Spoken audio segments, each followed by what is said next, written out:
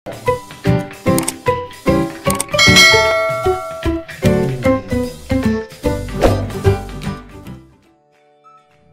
sahabat cerdas, Assalamualaikum warahmatullahi wabarakatuh. Pada kesempatan kali ini kita akan belajar pada tema 3, makanan sehat. Subtema 1, bagaimana tubuh mengolah makanan. Dan kita sampai pada pembelajaran keempat. Sahabat cerdas, sebelum kita mulai pembelajaran kita, jangan lupa untuk berdoa terlebih dahulu. Sekarang coba kalian perhatikan percakapan antara Siti dan Lani berikut ini.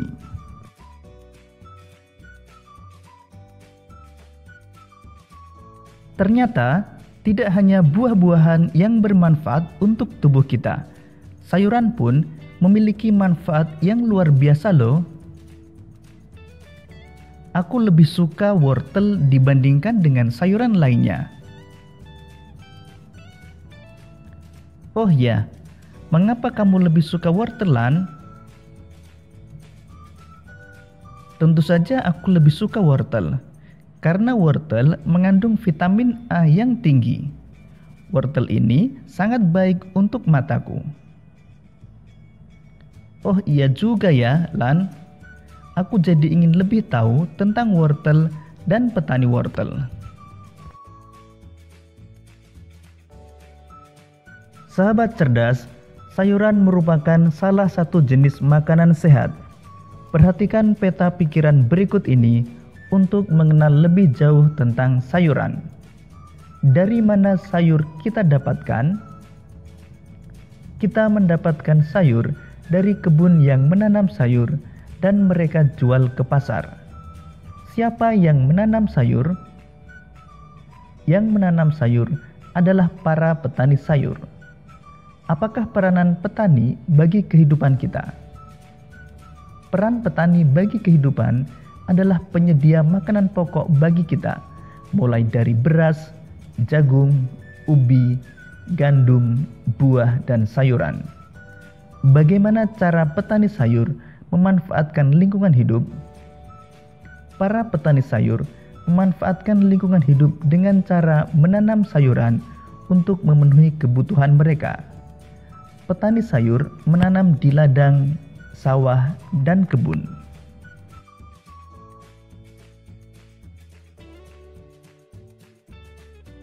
Sahabat cerdas, salah satu contoh sayuran yang bermanfaat adalah wortel. Untuk mengenal lebih jauh tentang wortel, mari kita baca bacaan berikut ini. Mengenal wortel. Sayuran termasuk daftar makanan yang harus dikonsumsi setiap hari. Seperti halnya buah-buahan, sayuran juga menyuplai serat yang sangat dibutuhkan oleh tubuh untuk memperlancar proses pencernaan. Banyak sekali jenis sayuran yang dapat kita pilih untuk dikonsumsi, baik untuk dimasak, dimakan sebagai lalap, maupun dibuat menjadi jus.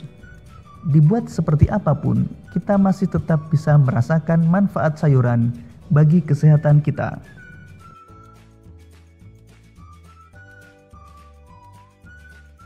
Salah satu contoh sayuran yang bermanfaat adalah wortel.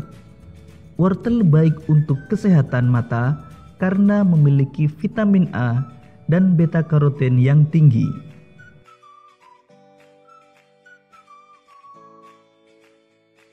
Lalu seperti apakah kegiatan petani wortel yang berada di balik tanaman yang berkhasiat ini? Gede Suwardana adalah salah satu petani wortel di Desa Batunya, Kabupaten Tabanan, Bali yang membudidayakan wortel jenis lokal. Suwardana memaparkan, selama masa tanam, para petani rutin memberikan pupuk pada awal masa tanam. Menurutnya, pemberian pupuk di awal masa tanam sangat berpengaruh terhadap perkembangan tanaman. Pupuk yang mereka gunakan adalah pupuk organik.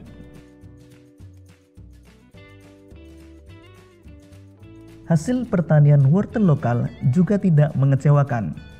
Gede Suwardana menjelaskan bahwa ia mampu memperoleh omset sebesar 2 juta rupiah per bulan dengan harga jual per kilogram sebesar Rp7.000. Untuk pemasaran, Suwardana menjelaskan bahwa ia membawa wortel-wortelnya tersebut ke pasar Baturiti, Tabanan. Di sana, ia bertemu dengan pengepul sayur yang kemudian mendistribusikan wortel-wortelnya ke beberapa daerah di Pulau Bali.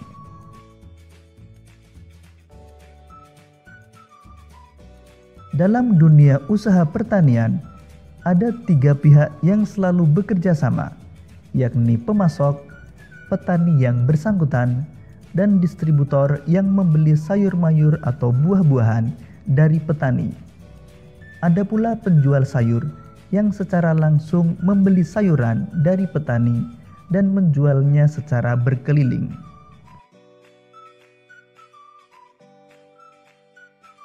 Sahabat cerdas, pada bacaan mengenal wortel, kita menemukan adanya interaksi dengan lingkungan alam dan interaksi dengan lingkungan sosial. Interaksi dengan lingkungan alam antara lain petani membudidayakan wortel dan petani memupuk tanaman wortel. Sedangkan interaksi dengan lingkungan sosial antara lain petani menjual wortel ke pengepul sayur, penjual sayur yang membeli sayuran dari petani, maupun kerjasama antara pemasok, petani, dan distributor. Berdasarkan bacaan mengenal wortel, kita menemukan keberagaman jenis pekerjaan, yaitu petani, pengepul sayur, dan penjual sayur.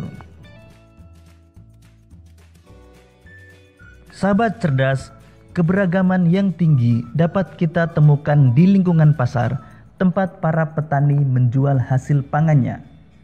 Mengapa demikian?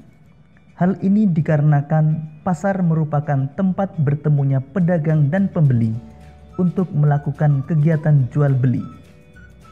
Para penjual dan pembeli yang bertemu di pasar bisa berasal dari berbagai suku, agama, dan tingkat sosial ekonomi. Oleh karenanya, diperlukan rasa toleransi dan tenggang rasa yang tinggi agar kerukunan tetap terjaga. Kepedulian masyarakat Indonesia tentang toleransi terhadap keberagaman sudah semakin tinggi. Hal ini dapat kita lihat dari banyaknya iklan masyarakat yang menekankan pada pentingnya toleransi antar suku atau antar agama. Hal ini menunjukkan bahwa iklan bukan hanya mampu dijadikan sebagai alat untuk mempromosikan barang atau jasa, tetapi juga sebagai alat untuk mempromosikan hal-hal positif atau kegiatan-kegiatan yang bermanfaat bagi masyarakat.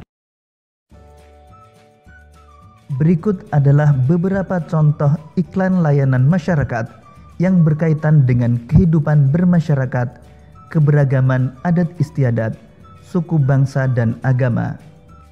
Sekarang mari kita identifikasi unsur-unsur iklan pada kedua iklan tersebut.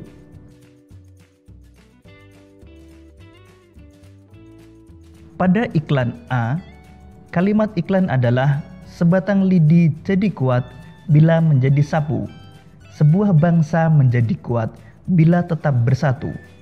Mari bersatu untuk maju. Kata-kata kuncinya adalah mari bersatu. Kemudian gambar cukup jelas namun kurang menarik karena hanya berupa gambar sapu yang berlatarkan warna putih.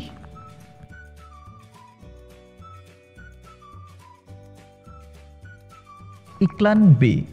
Kalimat iklan, kedamaian ada ketika kita mau menerima perbedaan. Rayakan perbedaan dengan kebersamaan. Kata-kata kunci, menerima perbedaan. Gambar cukup jelas dan menarik. Sahabat cerdas, salah satu keberagaman adalah keberagaman adat istiadat. Tahukah kalian tentang upacara Rambu Solo di Tanah Toraja? Untuk lebih jelasnya, simak penjelasan berikut ini. Sebagai salah satu tempat yang terindah di Indonesia, Tanah Toraja di Sulawesi Selatan yang menyimpan begitu banyak pesona alam dan adat istiadat yang unik dan sangat menarik untuk dinikmati. Berkat kekayaan budayanya yang luar biasa, Tanah Toraja bahkan dimasukkan ke dalam daftar sementara warisan dunia oleh UNESCO pada tahun 2004. Adalah sebuah upacara kematian yang dinamakan Rambu Solo, yang merupakan upacara mengantarkan sanak keluarga yang telah meninggal dunia ke alam baka. Upacara ini biasanya dilangsungkan secara meriah selama berhari-hari serta melibatkan seluruh penduduk desa. Demikian tadi sahabat cerdas pembelajaran kita pada tema 3, subtema 1 dan pembelajaran keempat. Untuk menguji pemahamanmu, kamu dapat mengerjakan latihan soal yang terdapat pada deskripsi video ini. Sampai jumpa pada pembelajaran berikutnya. Tetap semangat dan selamat belajar.